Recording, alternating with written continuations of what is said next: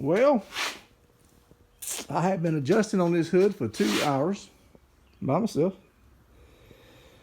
And instead of having a big wide gap on this side, I've tightened that gap up quite a bit, especially down here. It's not so tight up there. It's better. It's a lot better right here. That's acceptable right there. And over here, I opened this up. What it is, the hood needs to pivot. This corner needs to come this way, and that corner there needs to go that way. Easier said than done, but that's no big deal. My problem is now I've got a riser right here, and I've got a riser right here because this hinge no longer drops down. And so anyway, the reason the hinge won't drop down is because I got a shim in it. It won't let it come down any further. I had to put a shim in it to kind of kick the shim it over. And when I did that, the hood won't drop down, so I can take the shim out. Well, there's two shims actually. I may just take one out, but the gap on this side is acceptable, but now on this side it's too wide. So I do need to pivot the hood, put this corner toward this way, that corner that way, and take a shim out. I guess if I take a shim out, I believe that'll allow the hood to drop all the way down. But after 2 hours of doing this crap, I'm done. Go inside and get something to eat. And we'll try again tomorrow. I ordered my tires from a trailer. They're here. They came in. Pardon me, they came in. So, see if we can't get them out. I have nice tires on the trailer at least. And, boy, I tell you, these little things take up some time. 2 hours on this, and, I improved it, but at the same time, it's not, I made it worse in some ways. So, whatever. We'll start fresh another day. Hey folks, Bob here. Okay, day 2 of the hood alignment. And man, the phone been ringing off the hook today. I tell you what, I had to actually put the phone on charge a little while ago just to get some battery back. But I finally got out here to the shop, and yesterday when I was working on this hood, I had it pretty good. And I said, you know what, I can tweak on it a little bit more and really get it perfect. And that didn't happen. I made it really worse. It got so bad it wouldn't even close. So I learned my lesson. So today, yesterday was 2 hours. I've only been out here 15 minutes. And I've got it really good again, just that quickly. Thought about it last night. What do you need to do to get it? I said, okay, I know what I need to do to get it back where it was. So I've gotten it back where it was, where it's pretty good. And I'm not going to strive for perfection. As you can see, the gap is very tolerable here. It widens as you go up here. There is still the hump right here. I have no clue why that's there.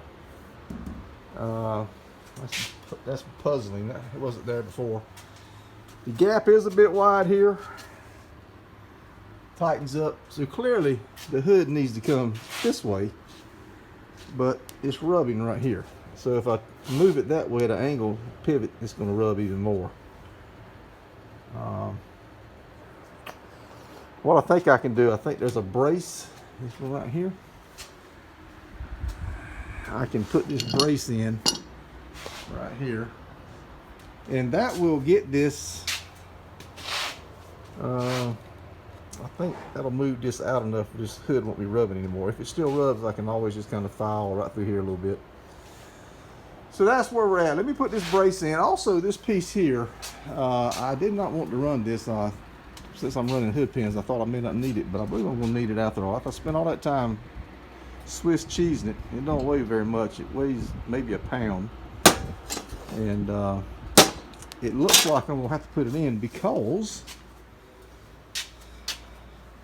she's awful. I don't know if you guys can see that. Yeah, you can see that, I'm sure. She wobbles pretty bad, so I'm gonna brace. I think I'm gonna put some bracing back in. It'll add a little bit more weight to it, but it'll make it sturdier. And somebody's gonna walk along one day and won't lean up on it, and they'll bust it all to pieces if I don't brace it up a little better. So there you have it, folks. I have a test and tune in mind. I think I can make that test and tune. Knowing my luck, it'll rain that day after I bust my rump to get the car ready, but no big deal. If I miss it, I miss it. I'll hunt around the various tracks and try to find another testing tune. Well, my schedule and the track schedules just ain't jiving. They just never do here lately, last few years.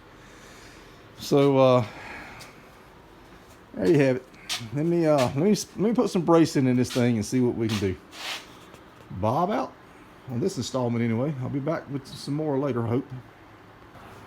Okay, folks, part 2 of day 2. I put the brace in, and let me see if I can show you that. Look how easy that hood came up. Get my little trusty prop rod right here. Pardon me while I do all this, folks. I'm sorry.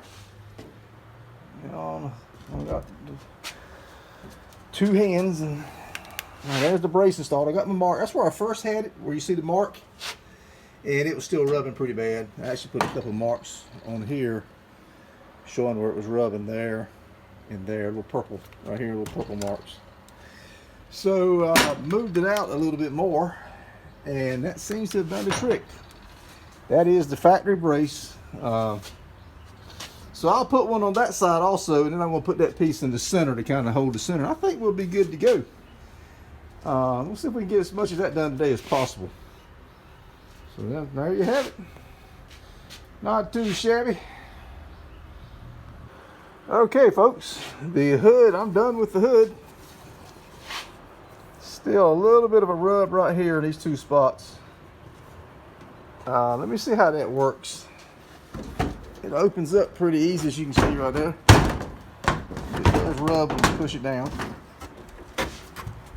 What I did, I added that brace right there. That's the factory brace. And then I added this brace right here. This one I made up. And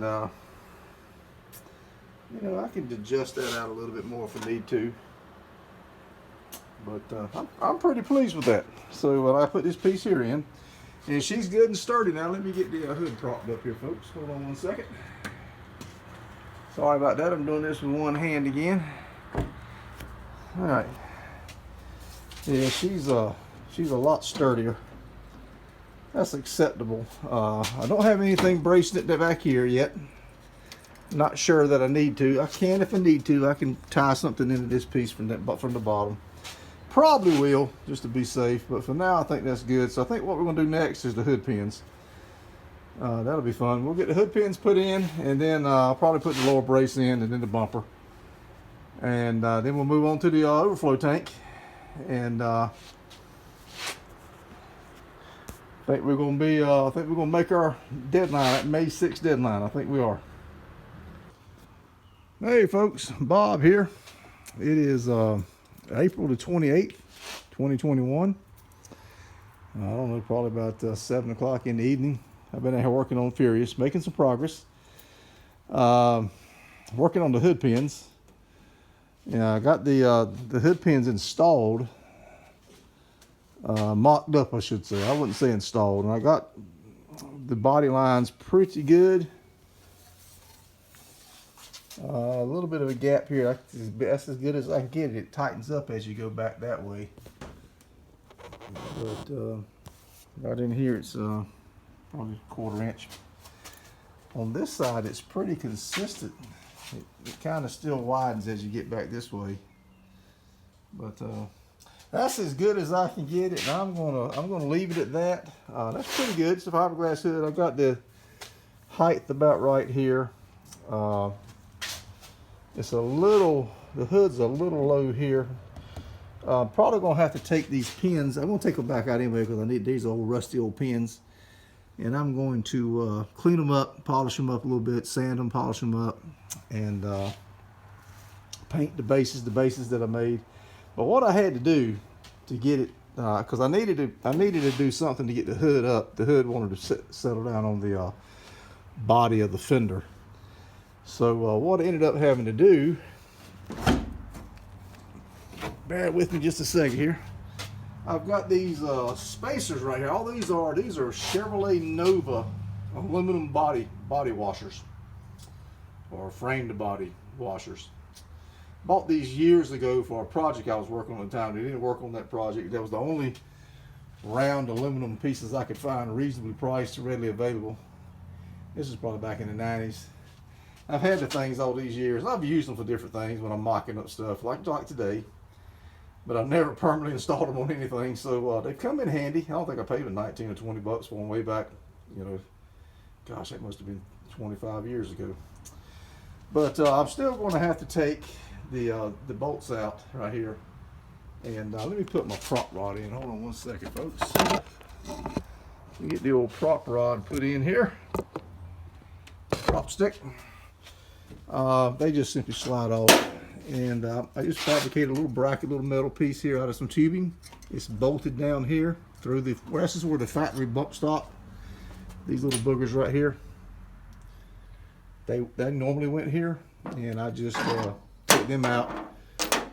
Used the bolt the same hole, and got that mounted. So I'm going to have to trim those down just a little bit, and clean them up.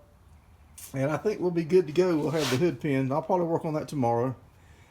Tomorrow morning, I guess. And I got some things to do tomorrow afternoon. And then I guess we'll do the bumper. That'll be the next. I didn't want to do the bumper just yet, or paint the grill just yet, because I knew I'd be leaning over it working on the hood pin. So that's where we're at. Yes, pretty pleased. I got to go to the hardware store, just see what they got that I can just set over top. And even if I have to run a pin through here, whatever. But we'll see what they got at the hardware store.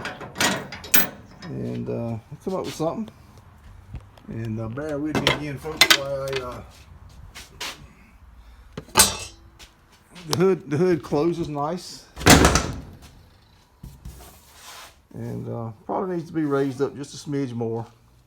But not enough to fill that big gap at, because when you put your pin in, it's too high. You see there?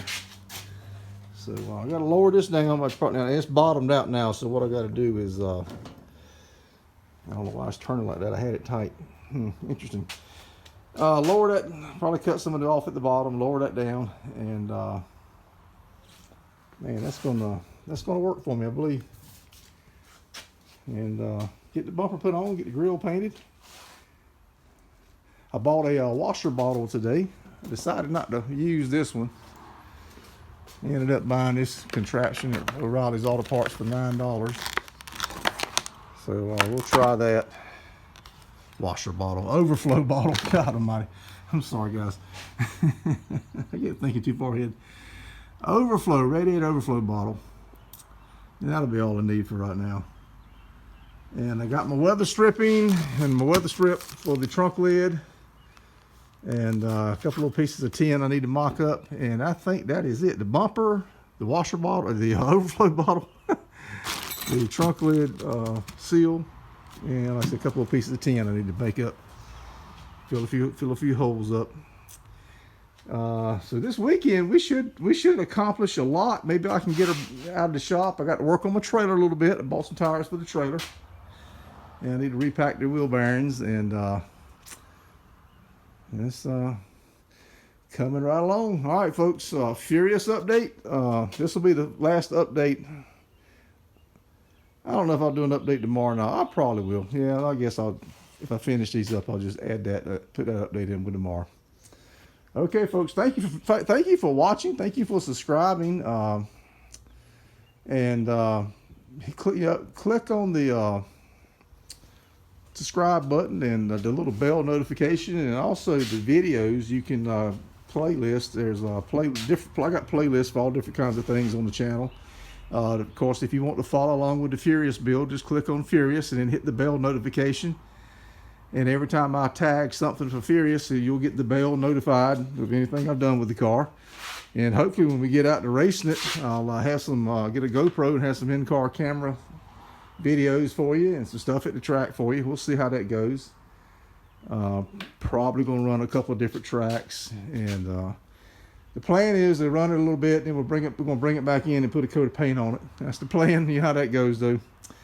So we'll see. All right, folks, hit the subscribe and the playlist Furious, and it's spelled FURYIOUS for a reason. So there's a reason why we did that, because the car is a Fury. And And a lot of guys do Furious on different brands of cars. They leave out the Y, and I didn't want to do that because that would just be like everybody else. And I don't do things like everybody else. You probably noticed that. Okay, folks, there you have it. Till next time.